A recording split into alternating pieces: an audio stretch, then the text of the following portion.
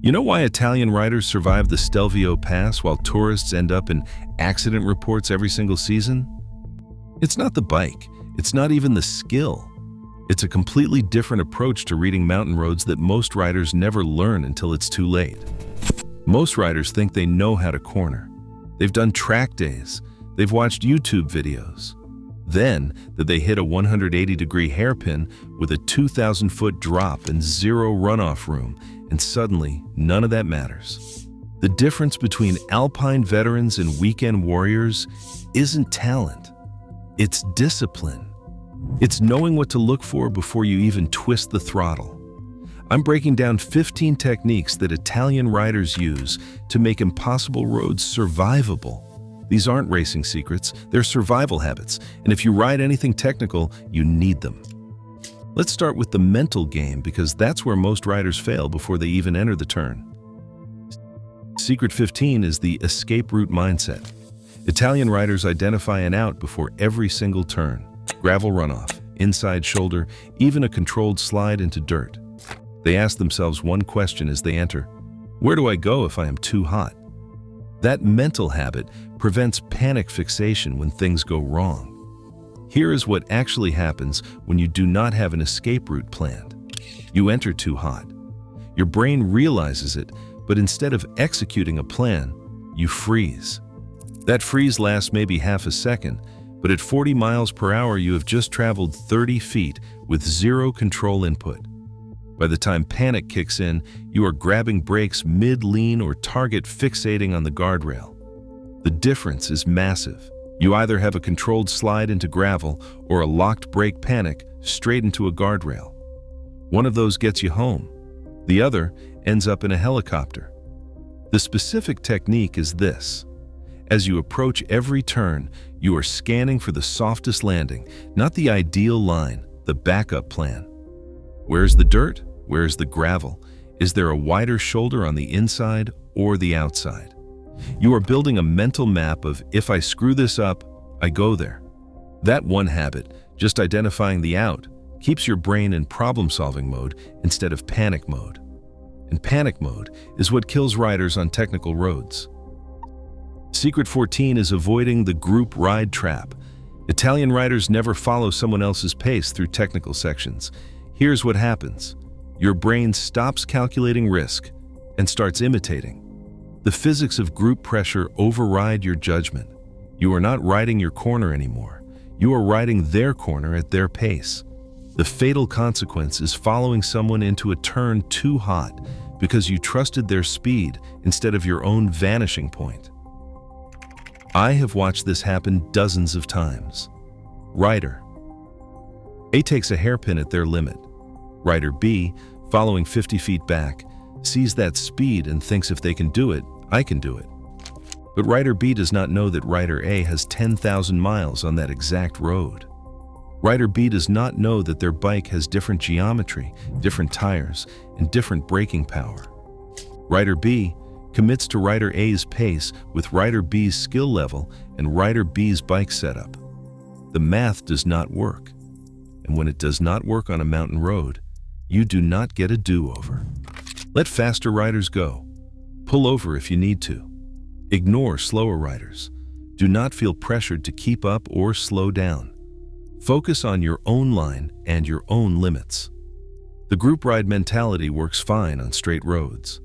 On technical mountain passes, it is a death sentence. Ride your own ride or do not ride at all. Secret 13 is the humility check. Alpine veterans use a simple test. Can I stop in the distance I can see? That is the test.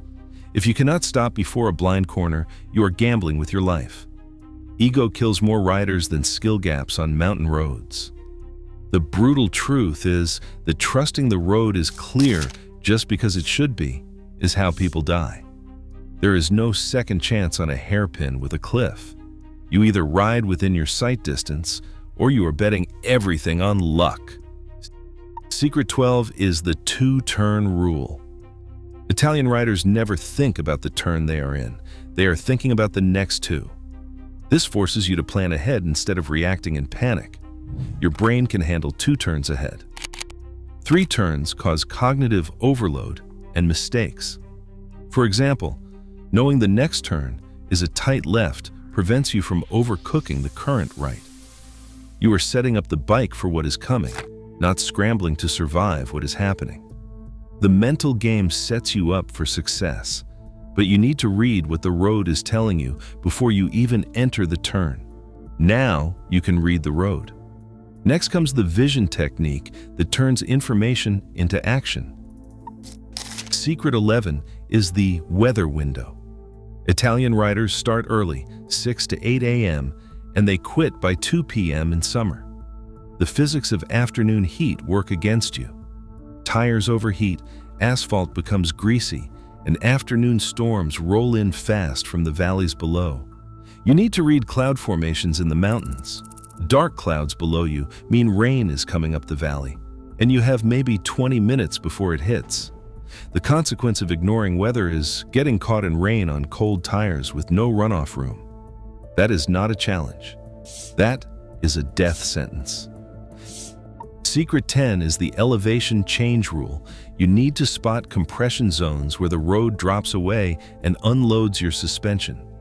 Cresting a blind hill mid-turn is the most dangerous moment on any Alpine road. Your suspension extends and your contact patch shrinks. Your front end goes light. Here is the physics of why this kills people. When you crest a rise, your bike's weight transfers upward. For a split second, your suspension unloads and your tires lose contact pressure. You are essentially riding on reduced grip with no feedback from the front end. If you are leaned over and on the throttle when this happens, the front tire can skip or push. You get zero warning. One moment you are carving the turn. The next moment the bars go light and you are running wide with no steering input working. The technique is simple. Neutral throttle and a loose grip before any elevation change. You want to be coasting, neither accelerating nor braking when you hit that crest. Your body needs to be loose on the bars so you can feel what the bike is doing instead of fighting it. The common mistake is accelerating into a compression and losing all front-end feel. Riders think they need to power through the elevation change. That is the exact opposite of what works. When the tire unloads, you are not steering anymore. You are hoping. And hope is not a strategy on a road with a 2,000-foot drop. Secret 9 is the pavement color code. Darker asphalt in a turn means fresh patchwork and potential grip issues. Italian riders avoid the seam between old and new pavement while leaned over. The danger of tar snakes, the repair strips, is that they are slick when cold or wet. The real consequence is a zero-warning low side, because the tire suddenly breaks loose on a surface that looked fine. You are leaned over and committed, and the pavement changes under you. Your tire was gripping the old asphalt, then it hits the tar snake or the patch seam, and suddenly you are on a surface with maybe 60% of the grip you had a foot ago. The bike does not gradually slide. It snaps. One moment you are fine. The next moment you are on the ground wondering what happened.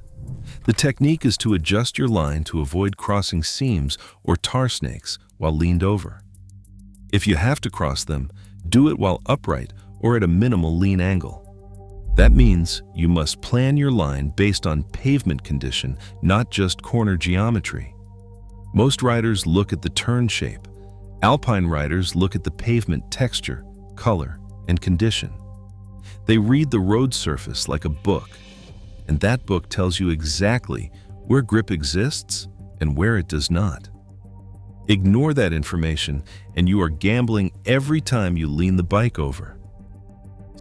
Secret 8 is the guardrail tell. The condition of the guardrail shows where crashes happen. Fresh damage means a recent accident, and that often means gravel or oil is still on the road. Scraped paint on the inside rail means people are running wide, which tells you the turn is tighter than it looks. Read the guardrail. It is a crash map written in metal. These aren't abstract tips. They are the difference between seeing danger and riding into it blind.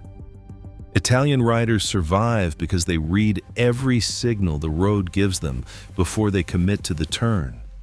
Weather tells you when to ride. Elevation tells you when to back off. Pavement tells you where grip disappears.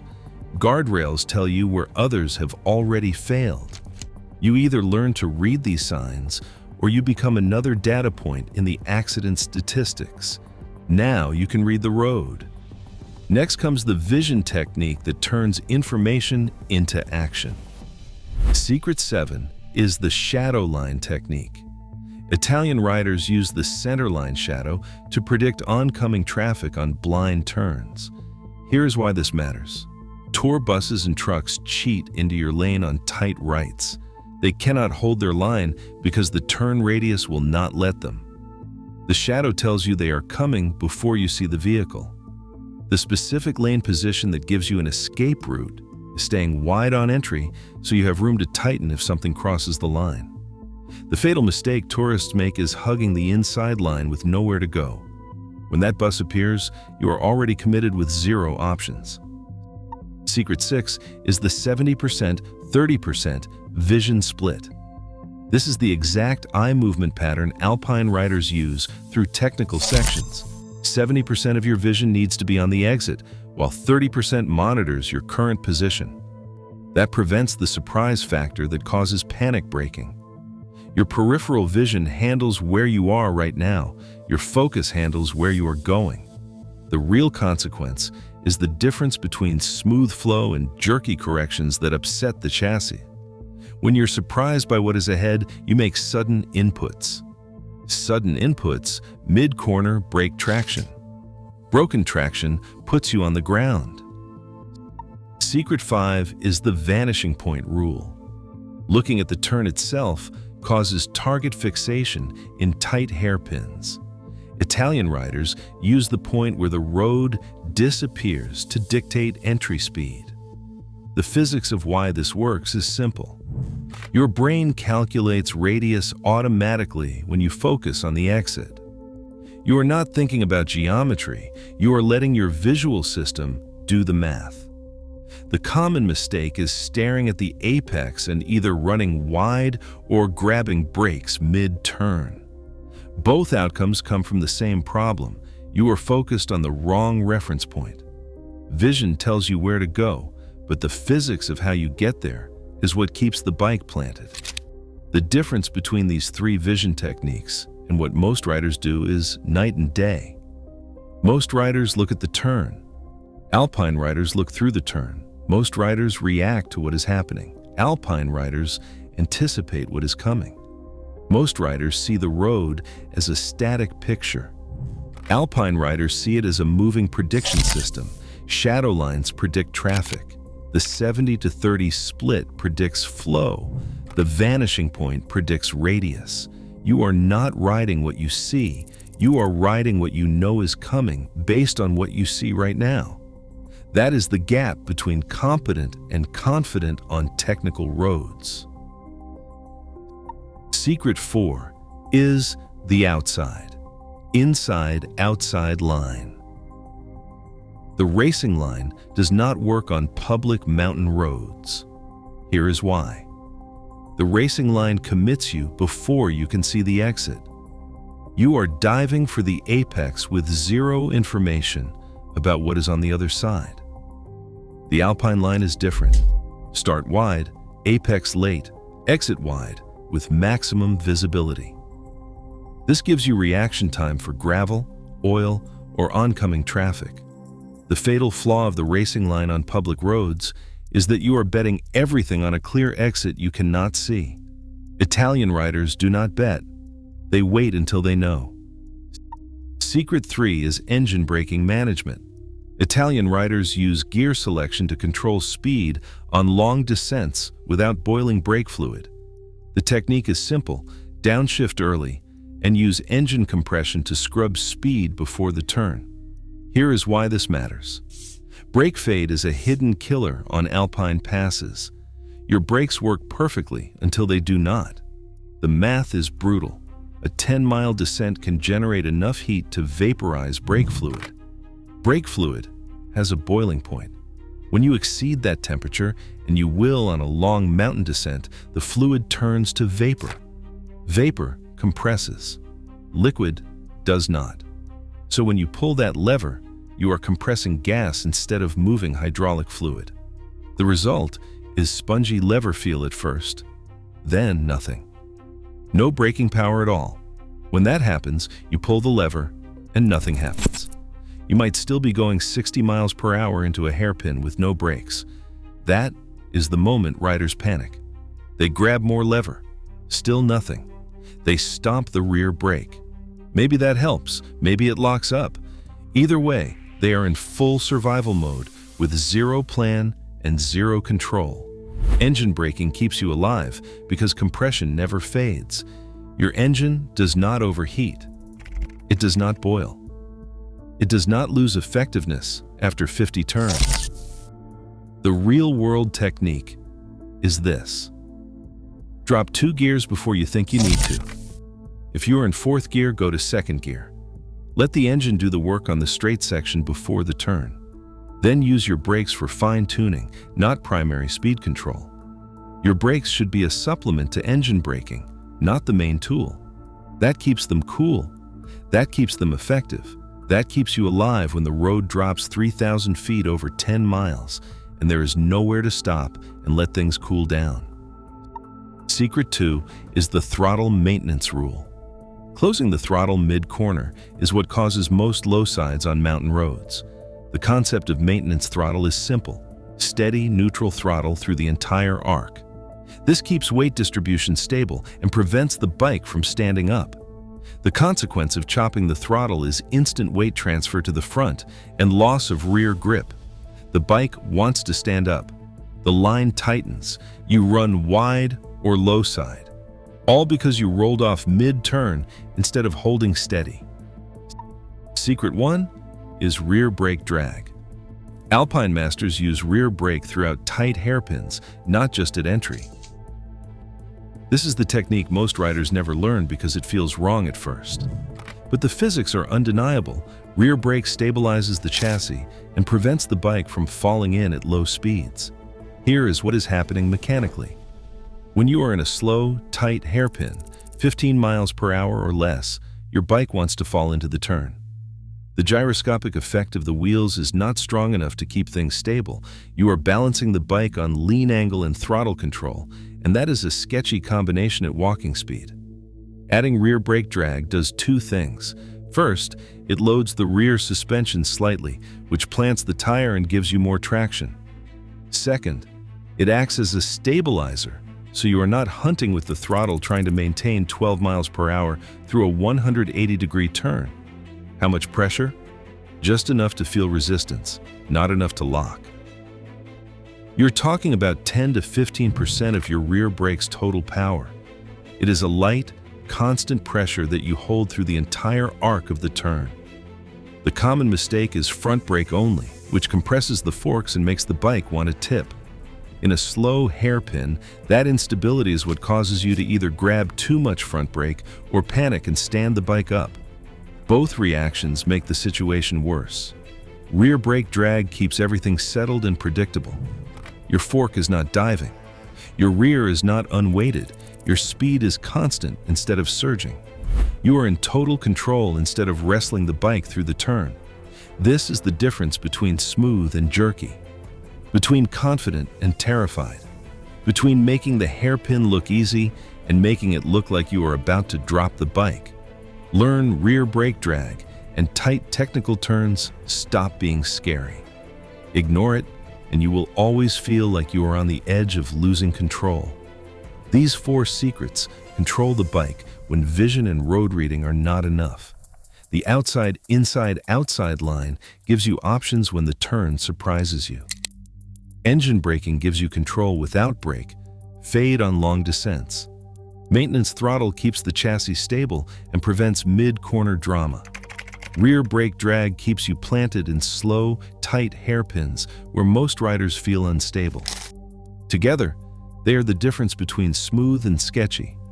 between confident and scared, between making it home and becoming a cautionary tale.